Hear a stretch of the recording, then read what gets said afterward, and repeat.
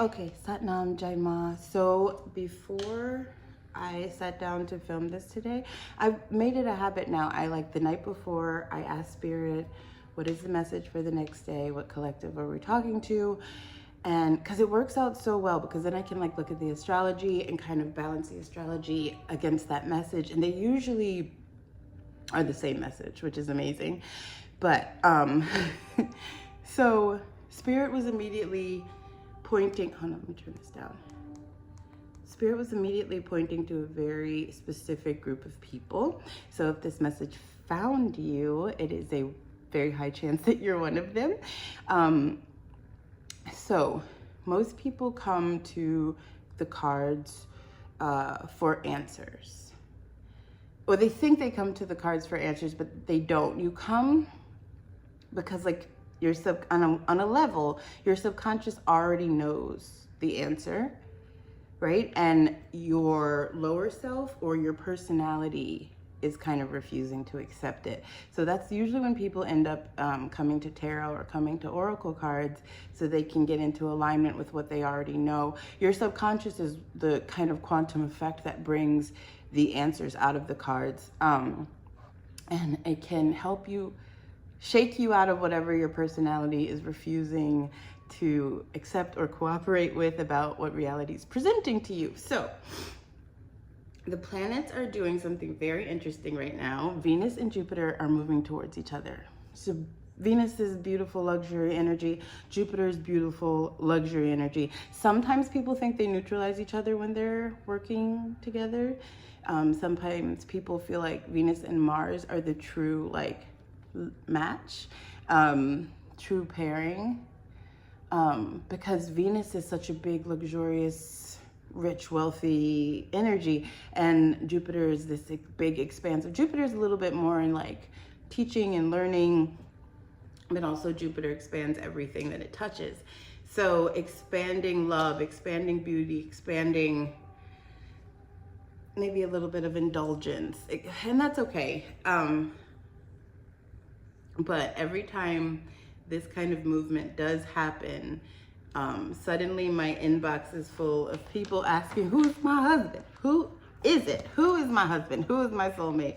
And it's funny. It's like, it's not funny, but you know, it is a testament to how powerful the planetary movements are on our collective psyche and what we are going through as a collective, as a human collective. So it seems like a lot of us in this collective are looking at some options right now in terms of relationships. It seems like a lot of things are resurfacing, becoming re-available to weigh as an option or a choice or something that you want to give your attention to. So, well, you might be asking, where is my soulmate? Spirit is asking, where are you right now? You need to know where you are right now. How can anyone find you if you don't even know where you are? You know what I mean? Like, how can love find you if you're not present? To know where you are in a landscape, in a reality, in a timeline, you have to be present in it, right? You have to be present and looking around at your like reality. This is where I am in my life right now, in my story of my life. Look at your life like a story. If you were a character in a story, in a movie that you're watching, you know exactly the character development. You know the arc that's happening. You know where you're at right now and what's coming and which options you probably should go with and which options you probably should leave alone, right? But then we get a little bit of the pull from our subconscious past life patterns. You know, it's not easy being human, but that's why it's also so fulfilling to a soul to have this experience, because of all these quote unquote choices we get to play with. So how can an opportunity find you here in this reality where you actually are, if you are living in a fantasy relationship with the future? If you are living with this projection of what you hope to come, which is a lot of like the technology that people use for mental manifestation. It's to just focus on this projection of what you want, of what you want, of what you want. And I do find that a lot of people struggle with that, with success with that, being able to maintain that. Well, just because of mental strength needs a little bit of development, but also like you can manifest like that, but you can't constantly be connected. At some point you have to like plant the seed of that manifestation and let yourself come to it, while being very present here will make you hyper magnetic to whatever you're trying to attract. Because the fantasy world, the fantasy projections can create a lot of confusion because they're not a cemented timeline. They're not a concrete thing. And if you've become addicted to confusion, and you know, that's all that's going to present itself to you. Relationships that bring more of that, more confusion. What I've been noticing in the field is there's a collective of people who are standing at a crossroads. There's a lot of opportunities. There's a lot of love. There's a lot of abundance. I'm just looking at the cards from yesterday. And the frequency that they're operating on, the frequency that you're operating on if you're watching this, is expired. Like, you are in a new territory. Sorry, I always forget to put it on Do Not Disturb. Not personal. Okay. So imagine you're in a new territory and you have an old map. That's literally what you're doing right now. Your soul has moved to this like beautiful new future that it's trying to like pull you through. That's when we feel a lot of that purging. You know, when people are like, I'm jumping timelines, I'm shifting timelines, so I get really tired. Sometimes it looks like a cold. Sometimes it looks like, you know, different forms of like mental anguish. All of a sudden I'm really angry, I'm really sad, and I don't know why. And it's because it's purging out of your consciousness. It's literally getting squeezed out as your soul is moving this way. It's like leaving all that density behind so you can go to higher frequencies of existence. You're still operating with these old frequencies. Like, you still are like kind of using the same patterns, and your soul's like, no, we're over here now. We have a new map now. That map like has blocked roads. There's a river that goes through there now. That wasn't there before. You don't have to wait at that detour forever anymore. That got fixed. You know, so I feel like Spirit is trying to give you the new map, and you might be being a little bit of a brat about it. Wondering why you feel lost? Of course you feel lost. Your soul's already moved, and your personality, your soul's like in the new house, and your personality is still like packing up the old house. If that makes sense, you know what I mean? Like, right now, I feel like a lot of people are feeling this standstill of confusion and frustration because they're like trying to use this old map to get through a new territory. So some of you guys keep asking, do they like me? Do they like me? Do they like me? And the question really isn't, do they like me? The question for you will be, what happens to me when somebody does like me? What happens to me when somebody does choose me? Think about it now. What happens to you when, you know, somebody is interested in you? It gets really quiet, right? It's like some people will spend years trying to attract love. They go through all sorts of Etsy witches and rituals and candle magic and this and that and the other. And the moment that it appears to them, they start negotiating with it. They start negotiating against their own happiness because they're still in that old house. They're still using that old map. You're here now. You don't have to use that map anymore. You become very suspicious. People become detectives. Suddenly they need all this evidence that the person is real. Suddenly they become avoidant. It's very, I don't know. What do you need? You need an affidavit from the Galactic Federation that this is a person that you should pay attention to. It's literally because you're used to yearning, you're used to longing. Potential is very safe to you. The reality arriving isn't, right? Longing is safe. I know longing, I know wanting, I know desiring, I know yearning. That's safe to me. but receiving what I've been asking for, I don't know.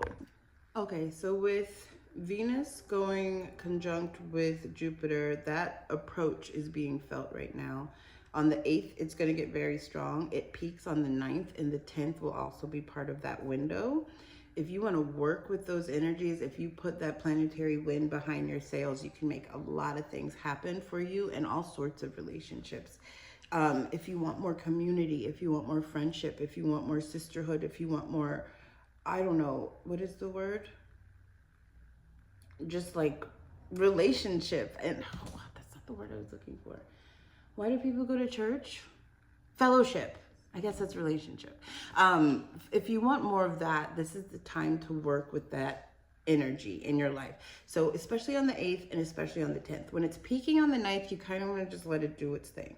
But on the 8th and the 10th, if there's any relationships that you're wanting to advance or accentuate or pour into, like that would be a beautiful day for you to send a text, extend some, grace, or just pour into somebody. The universe will pay it back to you. If there's some charity that you can donate to, or somebody who needs help, you know what I mean? Or like, what am I need to crochet my dreads. Anyway, the 8th and the 10th are the days that you want to send the emails, that you want to send the texts. If you're trying to accelerate your business, even, this would be like a wonderful day to put yourself out there, to reach out, because everybody's going to be feeling lovely and bubbly in those days. And it's like a great trajectory to start a relationship on. But you should be asking, who is bringing you peace? Right? Don't be like, oh my God, this is finally my chance to text the guy that never texts me back. Like, no, okay, sure. See how that works out for you, do it. But fantasy is very safe. Remember what I was saying, reality requires for you to like participate. Participation means like, oh, I didn't mean to scissor. Participation means like two. It's like a dynamic of two energies. It's not just like you pouring into somebody who doesn't give a shit. Okay? Lack of engagement is a sign of lack of interest. I don't know how many people ask for card readings on somebody who isn't speaking to them. Because they're like, I just need to know what they're thinking. Do they like me? If they're not talking to you, do you feel like your soulmate, you would have to pay a psychic to understand what they feel about you? You feel like that's somebody you really should, be pouring your energy into? Sometimes butterflies in the nervous system is telling you that this is an old wound. Some people feel that anxiety and that energy shift when they meet this like old karmic partner, and they're like confusing that intensity for like attraction, and it ain't. It's literally the opposite. It's your soul telling you, run away, not this one again, and you're like, oh, I love him. No.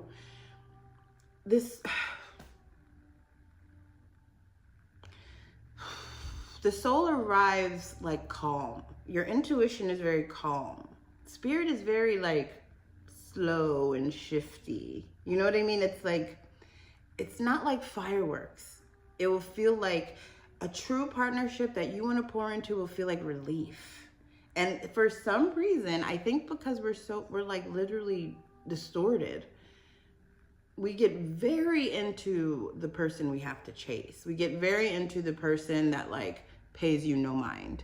But the person who wakes up every day and is texting you every day and asking you how you're doing and is constantly showing up for you and is very emotionally supportive, a lot of women, a lot of my sisters out here don't want nothing to do with them. That's boring. It's like you're hunters almost. It's like, if I don't have to chase it, then I'm not interested. If it just walks into my trap, then like, that was too easy. Right? And it's literally, there's something, that's like a spell. It's like a spell or something. It's like black magic. I don't know why. I think we're allergic to happiness in Kali Yuga or something. But anyway, it's not going to be who's hottest, who's super mysterious, who's super intense, who's sending you the most mixed signals. That's confusion. That's just chaos. You're going to want to pour into the person who pours into you. Pour into the person who's the most nourishing, the most honest, who feels easy. Let it be easy. Who feels like home? Who feels like you're coming home? Don't confuse peace with boredom, okay? Okay, I think my kid woke up, but let's see who's watching you from a distance. Let's just see. Let's get the tea. I'm gonna use my love cards.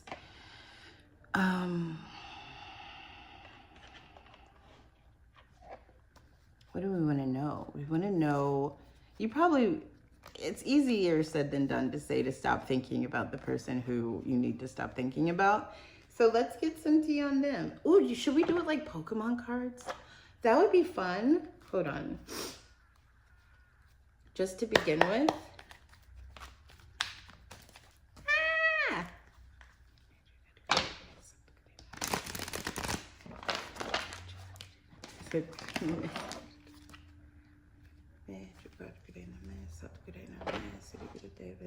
Okay, so I'm gonna like just grab a pile off the top and I'm gonna face them towards the camera.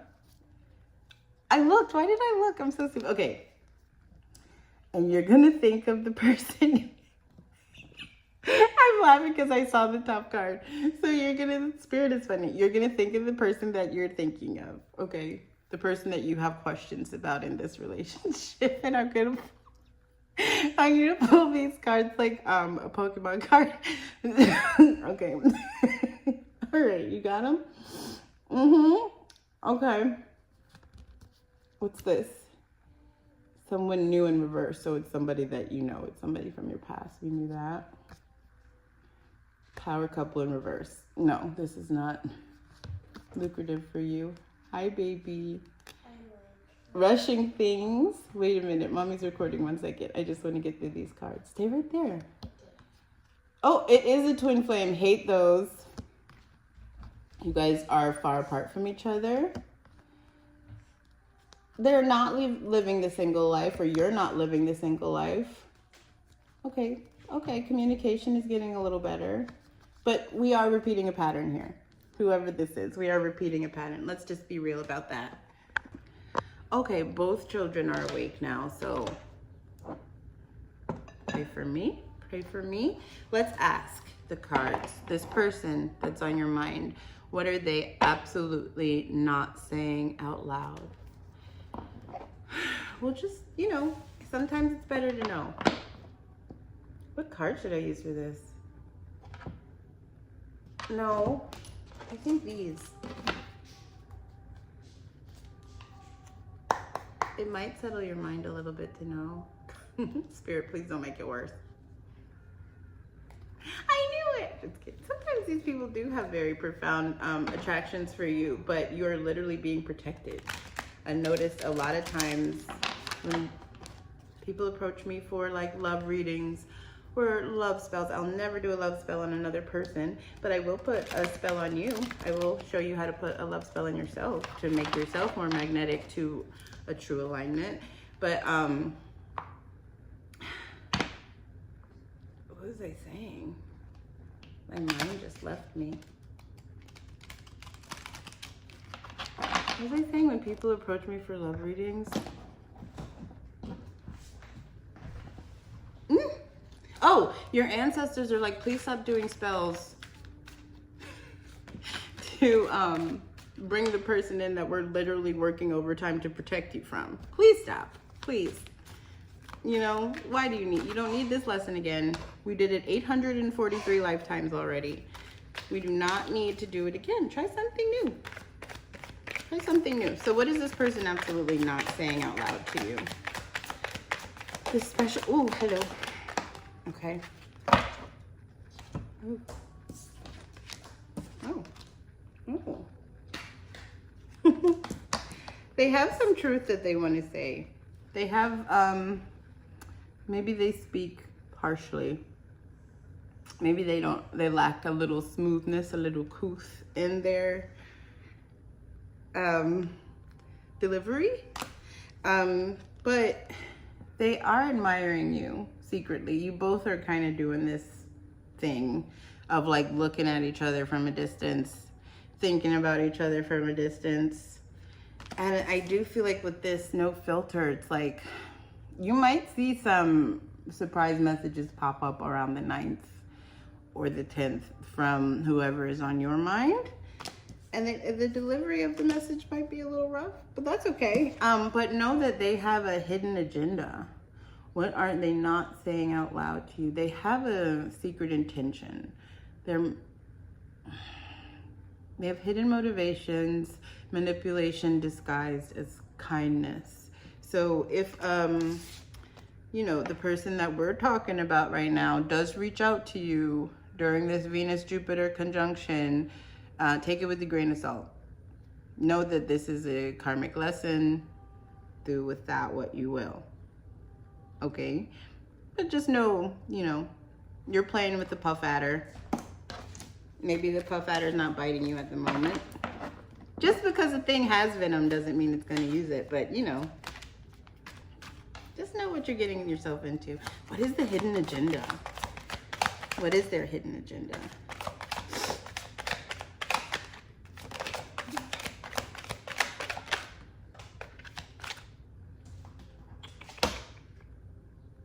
Money? Maybe you got a little grifter? I don't know. Is somebody trying to get some sugar mama situation going on? Some sugar daddy situation going on? Somebody's not listening to their intuition. There's obvious signs about this. But when I asked what is the hidden agenda about this person, achieving financial goals, financial stability, got it locked, mission accomplished, bag secured. The bag could also be you. The bag could also be like locking you down. You know what I mean?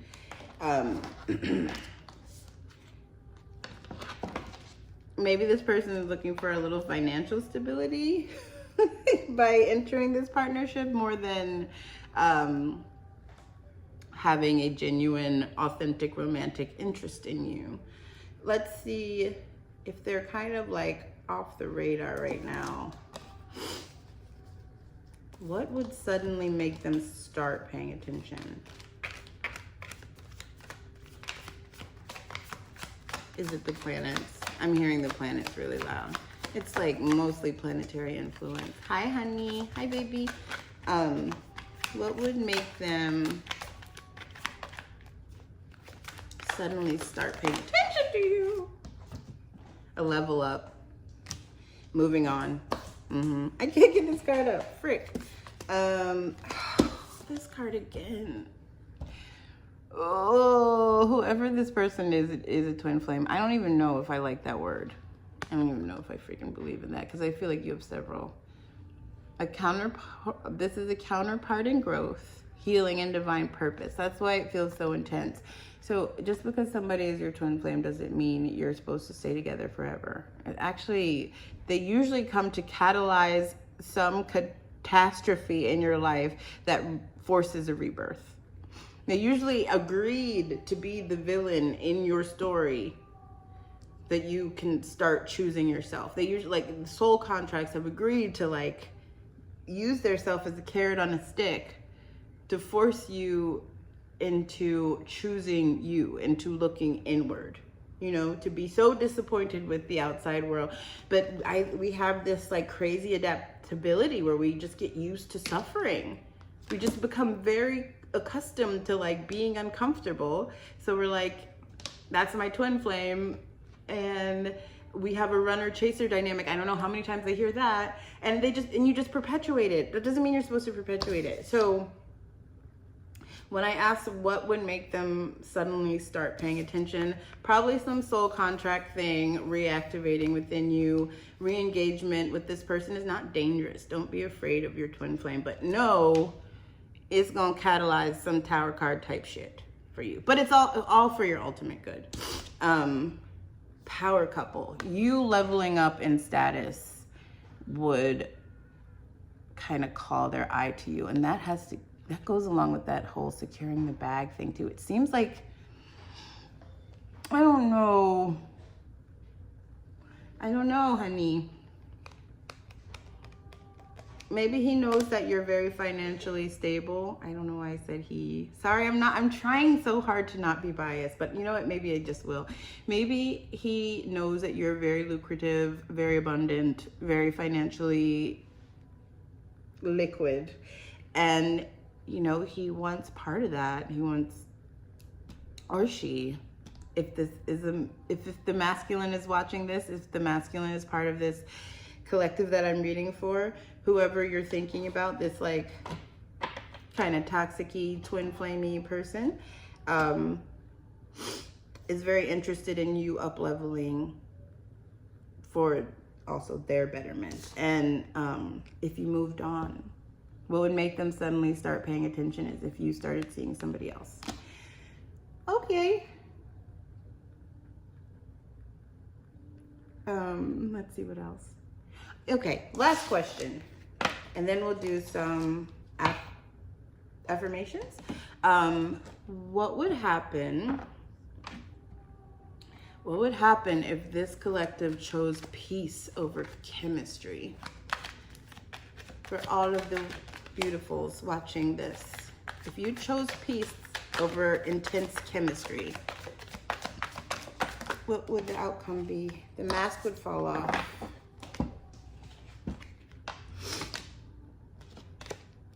Oh, it's a match.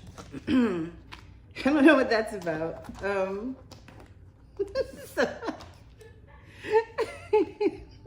I'm sorry. Okay. Behind the Mask came out. So if you chose peace over intense chemistry, somebody's mask would fall off. Somebody would stop this fake flexing. There's somebody who's like trying to act like they have more than they do. This is a very materialistic person. This is somebody obsessed with looks and their things and their, you know, material goods and their how everything looks, how everything appears. And they might pretend to have everything together, right? And if you kind of moved on and just like chose your peace over their weirdness, the mask would fall off.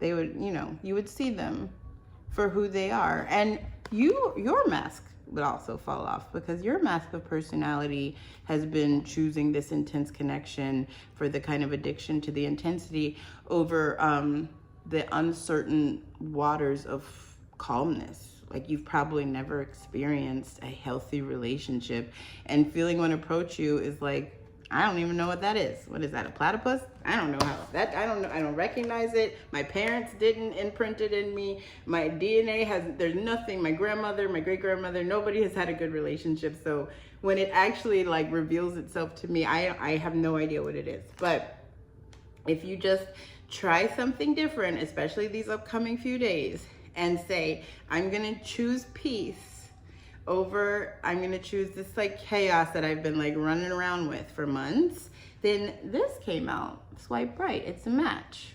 So you might find somebody online that is, you know, truly the person that is rewarding and nourishing to be with if you're on some dating apps. Maybe just somebody you're talking to on socials. Somebody that you have an instant attraction to. This is a very match found. This is somebody that you're talking to online and it feels very positive and it feels very reflective. And you're gonna have to go through this. You're gonna have to look at yourself and ask yourself, like, why am I addicted to chaos? Why is my nervous system just like keeps repeating the same thing? Yeah. All right, let's get one affirmation and then we'll be done. And then we be all finished. Remember, the 8th, make some moves. The 10th, make some moves. The 9th, chill. Chill on the 9th. It's so interesting because I've been chanting Sopurik, which for like all masculines in my life, I've been chanting. And on the 9th will be the 90th day that I've been chanting that mantra.